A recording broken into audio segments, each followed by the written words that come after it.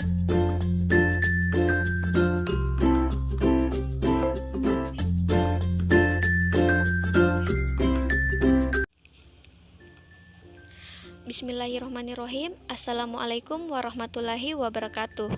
Perkenalkan, nama saya Mila Malia dengan stambuk J1A119047 dengan peminatan Kesehatan Lingkungan Fakultas Kesehatan Masyarakat. Saya perwakilan dari kelompok 8 yang akan membahas mengenai etika dan hukum kesehatan. Adapun anggota kelompok 8 yaitu saya sendiri, kemudian Nurma Ida Isra Husna, kemudian Cindy Mardiani, kemudian Nabilah, dan juga Nurul Ainun Sahra. Baik, terlebih dahulu saya akan membahas mengenai latar belakang etika dan hukum kesehatan. Kehidupan manusia berada di dalam kehidupan di mana manusia hidup sehari-hari mulai dari lahir sampai meninggal dunia. Pada usia bayi sampai balita, hampir manusia hidup di lingkungan keluarga atau rumah tangga saja, tetapi pada usia sekolah sampai mahasiswa, manusia sebagian besar waktunya dihabiskan di lingkungan lepas dari pendidikan. Manusia menghabiskan waktunya di dalam keluarga dan di tempat kerja. Di samping keluarga, lebih-lebih lingkungan yang sangat beresiko terhadap terjadinya penyakit dari kecelakaan akibat kerja seperti di pertambangan, pabrik-pabrik yang menghasilkan limbah yang dapat mempengaruhi kesehatan manusia dan di sekitarnya. Oleh karena itu, lingkungan kerja merupakan salah satu faktor penting yang dapat mempengaruhi kesehatan seseorang. Perkenalkan, nama saya Cindy Mardiani dengan NIM J1A119240. Saya akan melanjutkan materi. Pengertian kesehatan kerja.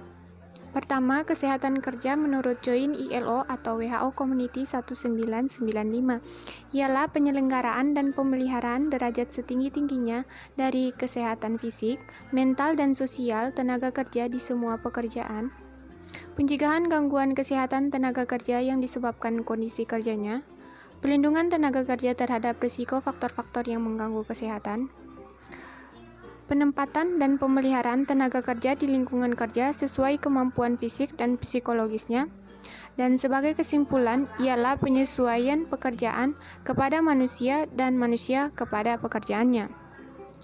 Kedua, kesehatan kerja pada umumnya adalah suatu keadaan atau kondisi badan atau tubuh yang terlindungi dari segala macam penyakit atau gangguan yang diakibatkan oleh pekerjaan yang dilaksanakannya.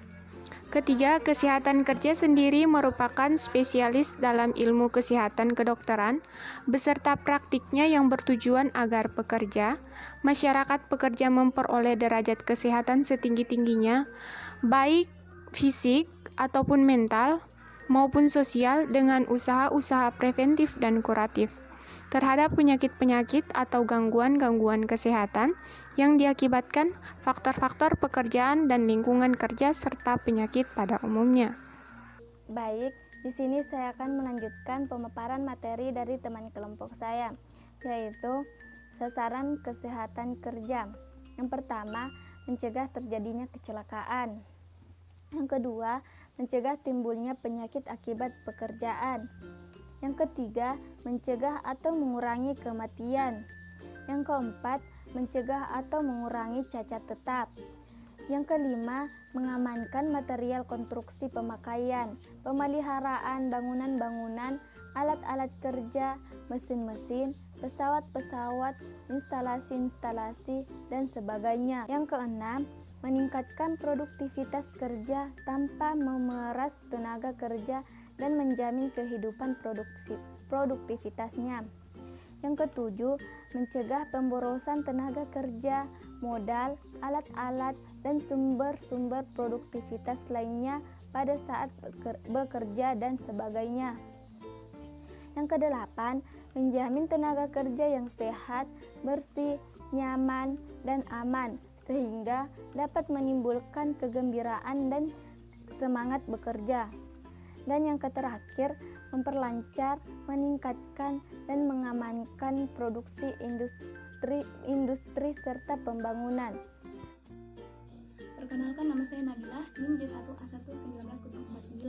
Di sini saya akan menjelaskan tentang aspek hukum kesehatan kerja. Yang pertama, Undang-Undang Kerja tahun 1948 sampai tahun 1951, di mana walaupun tidak seluruh pasal-pasalnya, Pemerintah Nomor 1 tahun 1991 ini mengatur tentang jam kerja, cuti tahunan, cuti hamil, cuti haid, cuti bagi para pekerja-pekerja wanita, serta peraturan tentang tenaga kerja bagi anak-anak, orang muda, wanita, serta persyaratan tempat kerja dan lain-lain. Yang kedua, Undang-Undang Kecelakaan yang diumumkan tahun 1947 dan disahkan tahun 1951, di mana undang-undang ini berisi tentang kompensasi pekerja atau Work and Compensation Law, di mana perusahaan diwajibkan memberi tunjangan, majikan berkewajiban membayar ganti rugi kepada buruh yang mendapat kecelakaan berhubungan dengan hubungan kerja pada perusahaan itu. Yang ketiga, Undang-Undang Keselamatan Kerja tahun 1970, di mana undang-undang ini berisi tentang ketentuan-ketentuan umum tentang keselamatan kerja yang sesuai dengan perkembangan masyarakat, industrialisasi, teknik dan teknologi dalam pembinaan norma-norma dan keselamatan kerja, di mana undang-undang ini juga berisi tentang syarat-syarat keselamatan kerja dan hak serta kewajiban tenaga kerja. Dan yang terakhir, Undang-Undang Kesehatan Nomor 36 Tahun 2009, di mana dalam Undang-Undang Kesehatan Nomor 36 Tahun 2009 tentang kesehatan, pemerintah dalam hal ini Kementerian Kesehatan secara umum mengatur kesehatan dan keselamatan kerja yang tertuang dalam pasal 164 sampai 66. Perkenalkan, nama saya Nurul Ainun Zahra dengan NIM J1A119286. Konsentrasi kesehatan lingkungan. Baik, di sini saya akan melanjutkan materi yang sebelumnya dipaparkan oleh teman saya. Aspek etik kesehatan kerja. Aspek etik kesehatan kerja diatur dalam Kode Etik Dokter Kesehatan Kerja yang selanjutnya disingkat dengan KETKI, yaitu 1. Kontrak kerja dan pelaksanaan fungsi profesi. 2. Pemeriksaan kesehatan kerja.